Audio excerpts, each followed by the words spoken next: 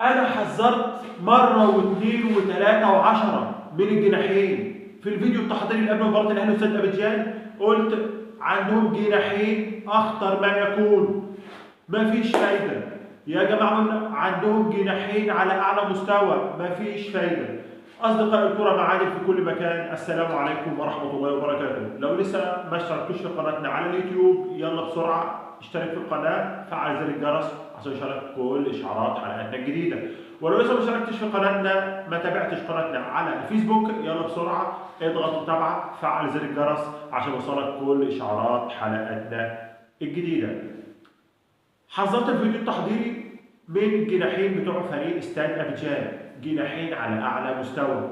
الهدف الاول جاء بكره عرضيه من الجناح اليمين بتاع استاد ابيجان، كره وعطيه الله بيتفرج عليه، لعبها بالمسطره على راس المهاجم بتاعهم، احرز الهدف الاول في الزاويه البعيده على يمين محمد الشناوي. الهدف الثاني برضو من الجناح الشمال، الهدف الاول من الجناح اليمين، الهدف من الجناح الشمال، باص الكره داخل منطقه الجزاء، اللاعب حطها بالكعب في النادي الاهلي. مش عايز اي حد من جماهير النادي الاهلي يقول لك ده احنا غلبنا 4-2. يا جماعه ما حدش يستهين بالفريق ده. هنواجه الامرين امام استاد ابيجان في مباراتنا الثانيه معاهم في ساحل العاج. فريق يا جماعه على اعلى مستوى. انا معاك ان النادي الاهلي سيطر على المباراه 26 دقيقه، اول 26 دقيقه النادي الاهلي مسيطر على المباراه، احرز 3 اهداف. ولكن ده كان بسبب ايه؟ بسبب الضغط. طق طق طق على الفريق، انت ضاغط عليه، فعشان كده محجمه، احرز 3 اهداف. لان انا قايل لكم دفاع وشوربه، جناحين على اعلى مستوى ولكن دفاع شوربه وحارس مرمى ضعيف جدا. جبت اهداف بسبب الضغط. اوعى تتغر بالنتيجه.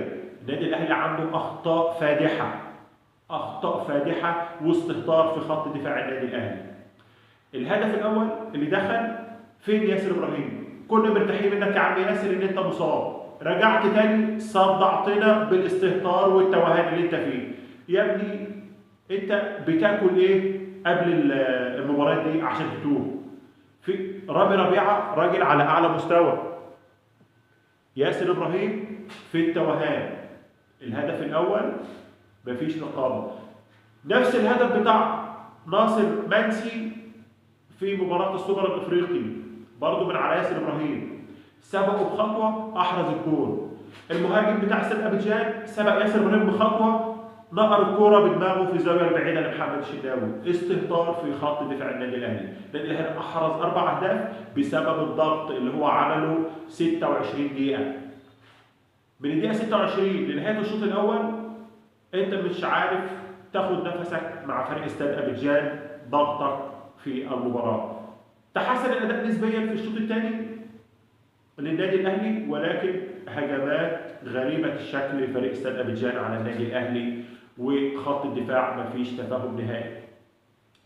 هل في خطا في وسط الملعب ان هو حط مروان عطيه واكرم توفيق؟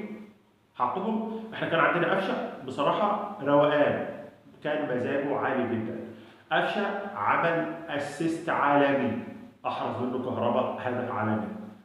الهدف الاول اسيست من كهرباء خد الكوره وضغط على المدافع مش رايح له، المدافع بيرجع لورا وكهرباء ضاغط عليه ولعب اسيست صاروخ. كهرباء جاب الهدف الاول. تتويج لمجهود قفشه احرز الهدف الثاني.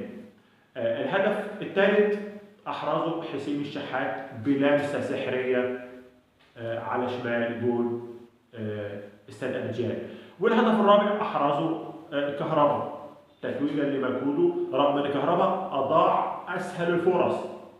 كهرباء جاي له كوره في الدقيقه 7، كوره متقشره والجول فاضي وحط الكوره بره في الدقيقه 7. رجع الماتش واتفرج الدقيقه 7، كهرباء ضاع فرصه ذهبيه، كان ممكن يعمل مهرجان اهداف لنفسه. فاحنا يا جماعه مش عايزين نستهين بفريق استاد ابيجان. هنلاعب المباراه الجايه اورلاندو يوم 7/12 بعد كده هنلاعب شباب بلوزداد، ورجع شباب بلوزداد ورجعنا نلاعب ايه؟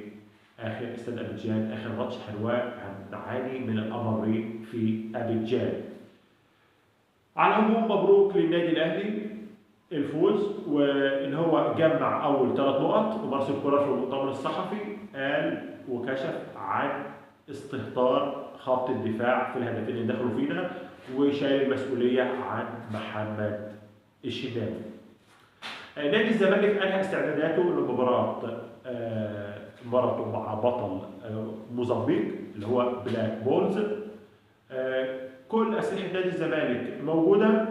نادي الزمالك استعاد زيزو هيلعب المباراه اساسي، ولكن عنده خساره العقل المفكر لنادي الزمالك في المباراه الاخيره، وهو ناصر ماهر.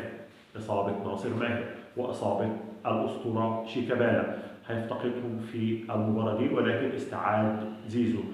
كل اسلحه نادي الزمالك متاحه للمباراه دي، ونتمنى ان شاء الله ان هو يعمل نتيجه كويسه.